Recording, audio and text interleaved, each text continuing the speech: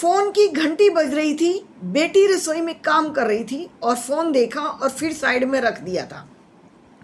अनमने मन से फोन देखा और फिर साइड में रख दिया, ना उसे बंद किया और घंटी बजती रही।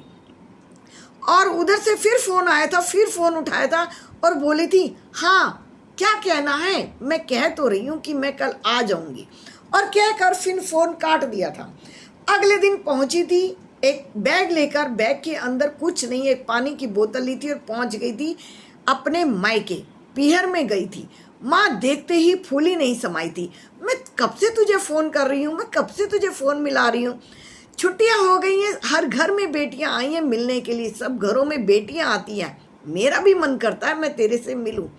एक साल में छुट्टियाँ होती हैं और पूरा गांव जैसे भर जाता है, आस पड़ोस भर जाता है, सबकी बेटियाँ आती है, तब मेरा मन करता है, अंदर से हिलोरे लेता है, मेरी बेटी क्यों नहीं आई है और तू है कि फ़ोन भी नहीं उठाती है।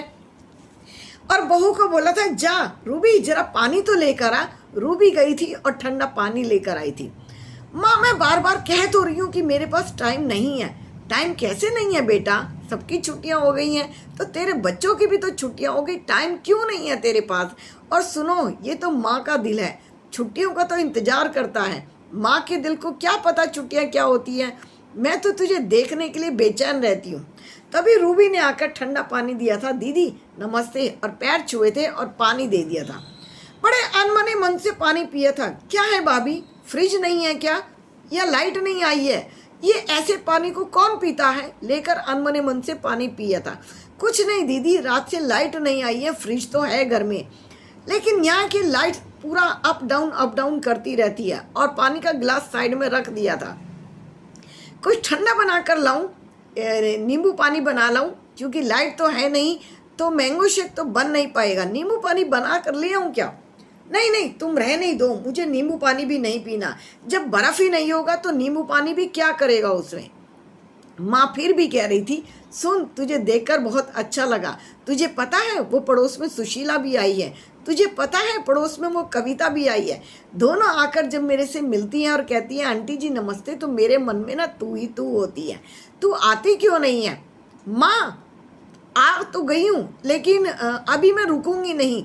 क्यों रुकेगी, क्यों नहीं? बच्चों को क्यों नहीं लेकर आती है? नहीं माँ, मैं बाद में आ जाऊंगी। कहकर माँ अंदर गई थी और भाभी से कहकर वो चुपचाप निकल गई थी। भाभी बात सुनो, ना यहाँ पर एसी है, मेरे बच्चे बीमार हो जाते हैं, ना यहाँ पर फ्रिज है, ना यहाँ पर लाइट आती है। बहुत बड़े परिवार में शादी हो गई थी और माँ के घर में आने से ही उसे शर्म महसूस होने लगी थी। माँ का घर जहाँ आने से पीहर में शर्म लगने लगी थी बेटी को, और अब बेटी पीहर में आना नहीं चाहती थी। उसे पता नहीं किस चीज़ की शर्म आने लगी थी, अपने बच्चों को लेकर भी नहीं आती थी। सुनो भाभी, मेरे बच्चों को रात को यहाँ पर नींद नहीं आएगी और मुझे भी 2 घंटे काटने जैसे यहाँ भारी पड़ गए हैं। मेरे घर में इन्वर्टर है, एसी है, कूलर है, सारी चीज़ें हैं। मेरे बच्चे उनके आदी हो चुके हैं। और सुनो, माँ भी अंदर गई है ना, तो आप उनसे कह देना कि मैं चली गई हूँ। अगर वो अंदर से आएंगी तो वो फिर मुझे रोकेंगे और फिर मुझे बुरा लगेगा। भाभी खड़ी खड़ी सोच रही थी, कैसी बेटी है ये जिसकी माँ अंदर से तड़प रही है, जिसकी माँ चाहती है कि वो बेटी उसके पास आ जाए। बेटी को अपने पीहर में आने से शर्म आने लगी थी। जिस घर में वो पली थी, जिस घर में उसका बचपन था, वो उन्हें देखकर खुश नहीं हो रही थी। उसे सुख सुविधाओं से प्यार हो गया था, अपनी माँ से नहीं हुआ था। भाभी ये सोच सोच कर हैरान हो रही थी, कैसी है ये बेटी जिसकी माँ चाहती है वो 2 दिन के लिए आ जाए तो उसे सुकून मिले, उसे अच्छा लगे, लेकिन बेटी है कि एसी के पीछे भाग रही है। माँ की ममता खत्म हो चुकी थी। सुख सुविधाओं ने बेटी को घेर लिया था, फर्क करने लगी थी अपनी ही माँ के साथ। क्यों, ऐसा क्या था?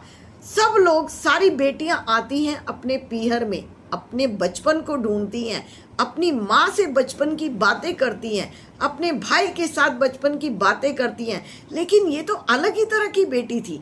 कैसी बेटी थी? भाभी सोच रही थी कि बेटी पीहर में नहीं आती। हैरानी हो रही थी भाभी को और कहकर नमस्ते कर ली थी। कोई बात नहीं दीदी, मैं मम्मी को समझा दूंगी। सास को समझा दिया था बहू ने। मम्मी जी अब अपनी बेटी से फ़ोन पर ही मिल लीजिए, क्योंकि बेटी को सुख सुविधाएं ज़्यादा पसंद है। पीहर से बहू ने सास को समझा दिया था।